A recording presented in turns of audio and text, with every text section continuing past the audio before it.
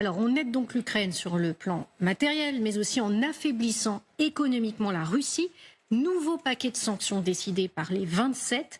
Ce 18e paquet de sanctions s'attaquera au prix du pétrole russe autorisé à l'exportation. Alors, Emmanuel Macron a réagi. Nous intensifions la pression sur la Russie pour obtenir un cessez-le-feu inconditionnel et l'ouverture de négociations en vue d'une paix solide et durable. La chef de la diplomatie européenne a également réagi. Nous restons fermes. L'UE vient d'approuver l'un de ses plans de sanctions les plus sévères contre la Russie à ce jour. Nous continuerons à augmenter les coûts. Donc, arrêter l'agression devient la seule voie à suivre pour Moscou. C'est effectivement l'un des plans de sanctions les plus sévères, Ronald, qui c'est contre la Russie.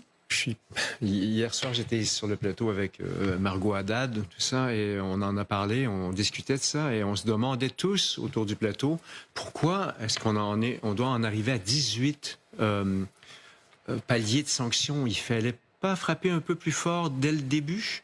C'est un peu comme l'aide militaire. Est-ce qu'il y aurait pas eu intérêt à armer l'Ukraine de façon plus efficace dès le départ? Trump a évoqué la possibilité d'envoyer, je parle pas des sanctions, mais c'est un lien, hein, d'envoyer des missiles Tomahawk qui sont en général sont offensifs, mais l'Ukraine se défend. Donc à un moment donné, ce serait normal de pouvoir, pour en revenir aux sanctions, je parle des Tomahawk parce qu'on aurait dû les envoyer depuis très longtemps.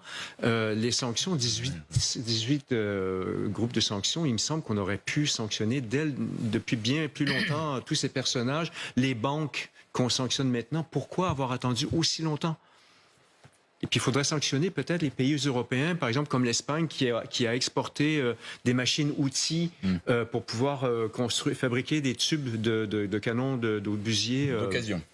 D'occasion, parce que c'est une machine. Mais justement, c'est parce qu'elles sont d'occasion qu'elles peuvent être exportées. C'est un énième paquet de sanctions où celui-là, il peut durablement affaiblir l'économie russe. Alors, il peut durablement affaiblir l'économie russe à une condition, c'est qu'il soit appliqué. Or, le problème, c'est que l'application est beaucoup plus difficile que la mise en œuvre des sanctions. Sur le terrain, après, il faut vérifier. Alors, il y a deux cas intéressants. Il y a une vingtaine de banques russes qui sont sanctionnées, qui sont privées d'accès au réseau SWIFT, c'est-à-dire le réseau d'échange financier international. Ça, c'est extrêmement important et ça, c'est extrêmement pénalisant pour l'économie russe. Il faut savoir aussi que dans le même temps, il y a plusieurs grandes banques russes qui se sont déjà, ces derniers jours, tournées vers le Kremlin en leur disant on commence à avoir des